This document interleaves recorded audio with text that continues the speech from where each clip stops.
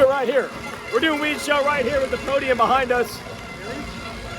We said yesterday the third moto might have the most stacked lineup in the history of this sport, and it absolutely maybe over-delivered even on that kind of hype. Tim Geiser wins the moto. We talked to him yesterday, got the bump. Jed Lawrence is trying to win for Australia for the first time ever, but he's still trying to win the moto. It was heart-stopping. Eli Tomac absolutely brought it. Gave it his all for Team USA, who finished second by, I think, 3 points. Probably about the best race any of these people have ever seen, certainly. How about that third moto, guys? Was that good? Unbelievable. Was it unbelievable? Yes. Yes. Go Australia. And with that, Australia wins for the first time ever the Motocross of Nations. First time ever. Oh man, that's such a relief.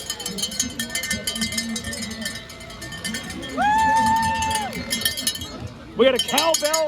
We got a cowbell kangaroo. Yeah!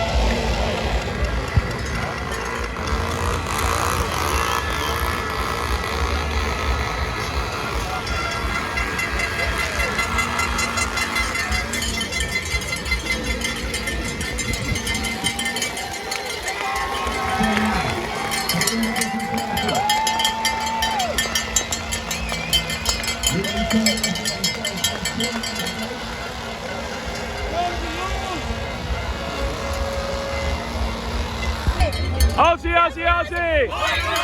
Aussie, Aussie, Aussie! You guys came here for this. You live in Australia, game. Pumped up. I don't know what country that is. He's excited about everybody. More Australian flags. Yes, everybody. You guys finally won.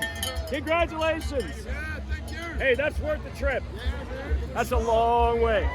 Hey, this show brought to you by RaceTech. I appreciate it. I appreciate it. Let me make sure this is still running. Yeah, we're good. Our show brought to you by RaceTech. Check out their suspension seminars. The legendary Paul Thede will be teaching people all of his suspension secrets built since like the 1980s in the seminars out there in California. So go to racetech.com. You know all about the gold valves and their very underrated engine services. As for this race, it over-delivered. A lot of times you have years where you're like, well, I wish this guy was here, I wish that guy was here. I'd say the only person you could say was missing was Chase Sexton, unfortunately, but beyond that, the fact that pretty much everyone made it through this season either healthy or healed up in time to come race, and that was really the story that, man, all these teams could win, am I right? And we went to the final moto with 4 teams basically within 4 points. And it depends on how the cookie crumbles. It was tough for the Netherlands and Spain actually right off the rip. Coldenhoff and Ruben Fernandez went down together on the first lap, and that kind of really dashed the hope. Spain had a really good shot at it because they did get a 13th out of the 250 rider, Oliveira, who I think was kind of considered, ooh, that's going to be the stumbling block. They got a 13th out of him. They had Fernandez and Prado in the final moto, who are great starters. But these muddy conditions, not always the best. For Prado, we saw that at MXGP, and he wasn't able to win it. And Fernandez going down, that was tough on them. And that really left USA and Australia and France. Tough break. Fevre goes down late. Looked like he hurt himself. Not sure what happened there. And that left it down to USA and Australia. USA had it at one point. I mean, that was the whole shot of probably Eli Tomac's life in that most stacked moto ever to get that whole shot. And he pulled away pretty big for a while. Belgium. Hey, good job. Good job. Coonins are coming. We know they're coming. Watch out. Yep. It's just gonna be brothers nonstop. Yeah, we went from brothers to twins now. Yeah. We upgraded. Yeah, yeah. We're gonna go in the pits and it's about to get crazy. Guys, are Mr. Aurora. Weege, what's happening, bro? Yeah, we're having good times. Good times. Let's go. Red Buzz. Appreciate that. Yeah. So, Guys, serve Mr. Aurora. Guys, serve. yes, these guys have lost their voice. Canadian hockey sweaters. You gotta respect the sweaters. Weege, who's the best in the world? Well, I guess today it's Tim Geyser. George Jensen. I mean, I don't want anyone to question the facts. But yes, I mean, Jet ran the guys down from way back. Wait, the results don't lie. Tim Geyser won the motos, so I gotta say that. Yes. Look. Gordon McCullough's up there next year.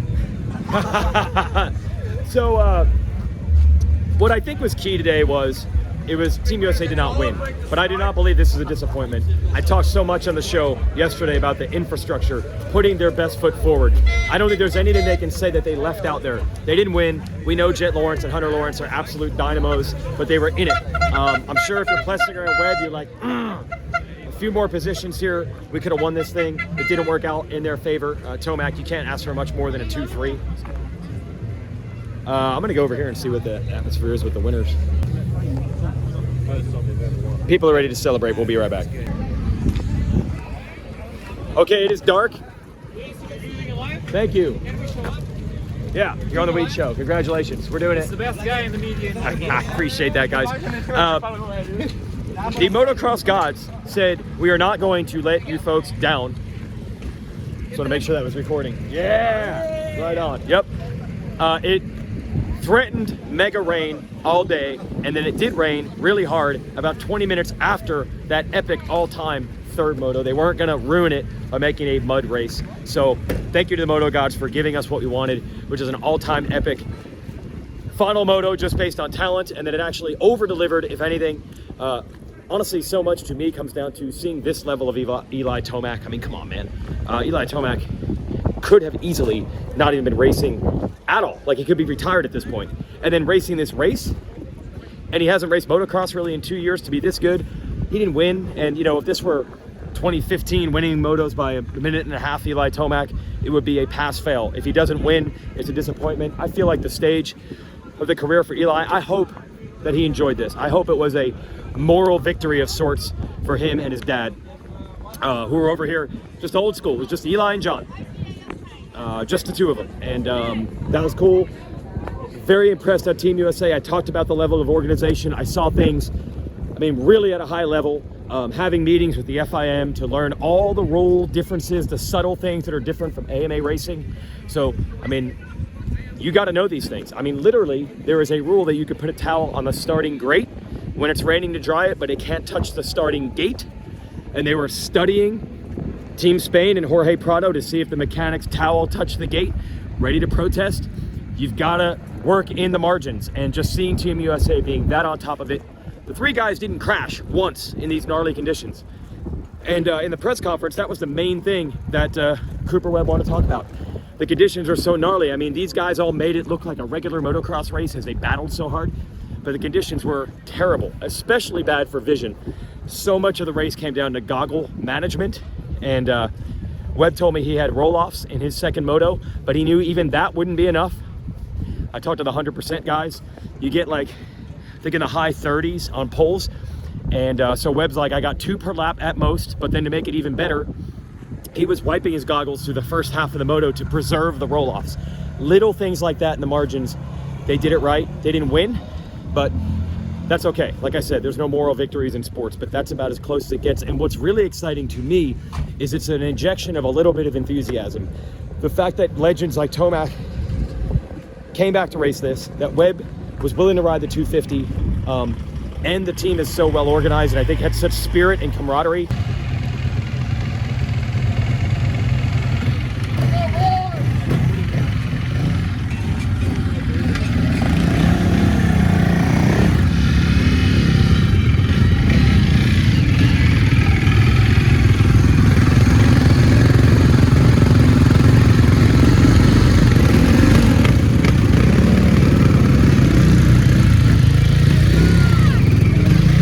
I think that really rebuilds this race being a fun one when it is in Europe. It's really easy next year to everybody to get up and be pumped on that.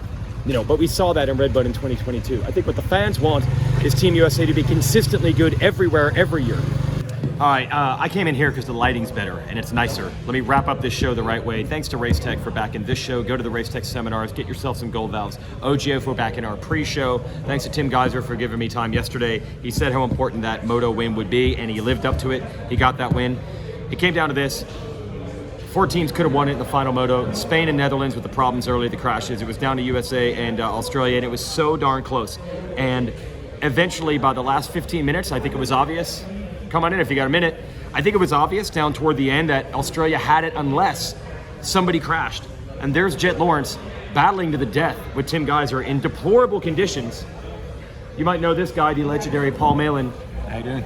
Paul, we all knew that last moto had the potential to be an all-timer, and it somehow over-delivered. I think it was actually even better. And then there's Jet with Australia's first win in his grasp. Yeah. Going for the moto win, and almost went down several times. Well, you know what? The thing that made it fascinating was you got Australia going for their First Nations. Obviously, Yeah. Jet wanted to go 1-1 open. He got the class win anyway. Tim, Slovenia aren't getting on the podium. But he wanted to win. He won the MXGP race, the first one. He wanted to win the big one. And how tenacious was he? How much fire did... Actually, both of them have. And when you look at where Jet was at the start, like 12th, 13th, 14th, he came through traffic, he did the hard work, he got there, but Tim never let him go. No. And on the final lap, I thought, he lost his opportunity. I think there was one moment where a couple of lappers got in the way.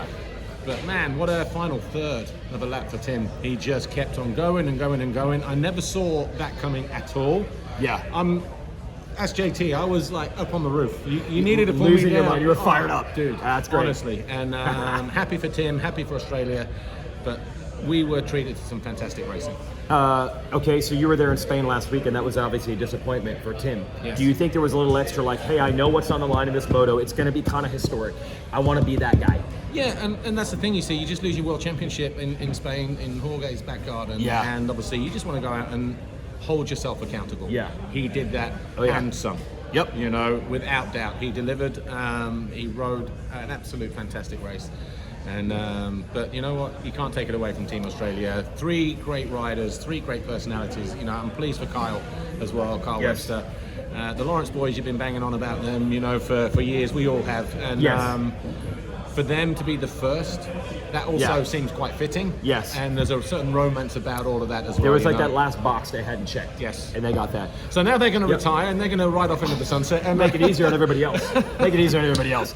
I want to ask you about the Lawrence brothers. Look, you call every race here, not just MX2 and MXGP, EMX, et cetera, et cetera. So you saw them, including Jet, at 14 when he won Assen, and that was a big deal, putting him on the stage. What was that like? Well, I mentioned it to Jet in the press conference on Friday. I said, you know, it's not your first visit here. You came here in 2018. You finished 18th in EMX 250. I didn't tell him that. I just said it wasn't a favourable rookie road. But obviously you're looking to turn that around. He said, yeah, man, I was 14. I was little. Don't even know if he knew where he finished, but I did the math, and he'd done, I think it was 18th. Here. Wow. And then a couple of rounds later he's on the podium, and then a couple of rounds later he's winning at 14, and all of a sudden it's like, oh hello, you've arrived. So you, at that point, people were starting to be like, this kid might be special. I was hearing, I never saw him ride until his 250 days. Everyone was talking about him on an 85, saying, like everyone had heard, you know, he's going to be better than Hunter, and it's going to be this, this, and this. And, you know, I didn't jump on that bandwagon because I like Hunter, I respect him as a rider, and I sometimes find, you know, the comparisons a little bit disrespectful sometimes, you know, when you've got that guy trying to find his own way as well. Absolutely. And you've got the, you know, all of a sudden you're in the shadow of Jet, even though Jet hasn't arrived yet. Yeah, it was kind of like that. You know what I mean? And but they're both their own people. They're both great riders. And we saw that today. But we were seeing it, 5, 6, 7 years ago.